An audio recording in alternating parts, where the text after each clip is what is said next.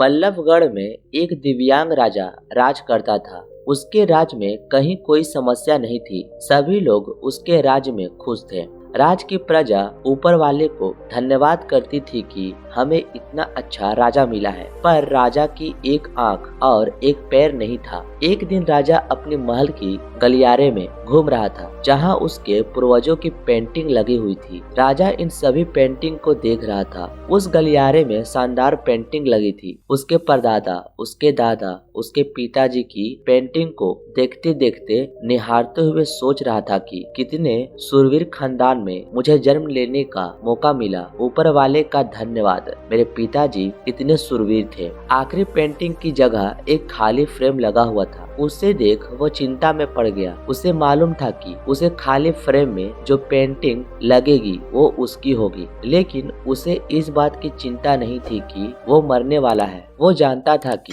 मरना तो एक न एक दिन सबको है, पर उसे इस बात की चिंता थी कि जो उसके पूर्वजों की पेंटिंग लगी है वो सभी बहुत शानदार है। राजा सोचने लगा कि मेरी एक आंख नहीं है, पैर नहीं है, इस गलियारे में कितनी शानदार पेंटिंग लगी है, मेरी पेंटिंग सबसे खराब लगेगी। उसे अंदर ही अंदर ये चिंता होने लगी। राजा ने सोचा कि मेरे मरने के बाद न जाने कैसी पेंटिंग यहाँ लग जाए, इसलिए मैं एक काम करता हूँ। अभी मैं जिंदा हूँ, इस बीच में एक शानदार पेंटिंग बनाता हूँ। कम से कम ये तो सुकून रहे कि यहाँ मेरी अच्छी पेंटिंग लगेगी। उसने राज्य में ऐलान करवा दिया, जिसमें राज्य के सभी पेंटरों को न्योता दिया गया कि जो भी राजा साहब की शानदार तस्वीर बनाएगा उसे शानदार इनाम मिलेगा। इस बात को सभी जान गए कि यदि तस्वीर शानदार बनेगी तो शानदार इनाम मिलेगा, लेकिन शानदार पेंटिंग बनेगी कैसे, क्योंकि राजा की एक आंख नहीं है, पैर नहीं है। सभी सोच रहे थे कि शानदार पेंटिंग को छोड़िए,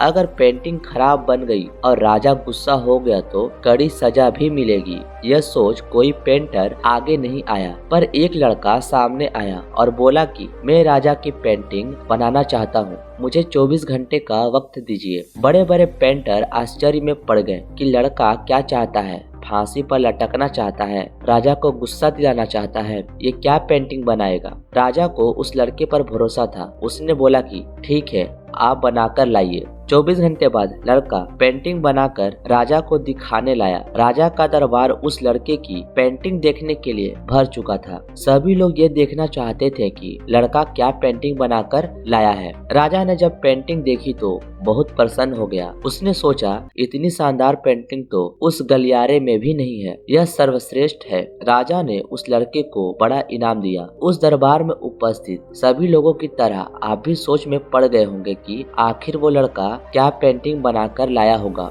लड़के ने उस राजा को एक घोड़े पर सवार दिखाया, जिसमें राजा का एक पैर दिखाया। यह साफ समझ आ रहा था कि दूसरा पैर घोड़े के दूसरी तरफ होगा। पेंटिंग में राजा तीरबाजी कर रहा है, निशाना साधे हुए था, और जब निशाना साधते हैं तो एक आंख बंद हो जाती है। जिस तरह उस लड़के को अपने ऊपर विश्वास था कि वह यह पेंटिंग बना लेगा, और उसने पूरी समझदारी के साथ पेंटिंग बनाई। दोस्तों, इसी तरह हमारे सामने भी कई चुनौतियां आती है, पर हमें हार मानने की बजाय सकारात्मक और बुद्धिमत्ता के साथ उसका सामना करना चाहिए। मित्रों, उम्मीद करता हूँ आपको ये कहानी अवश्य पसंद आई होगी।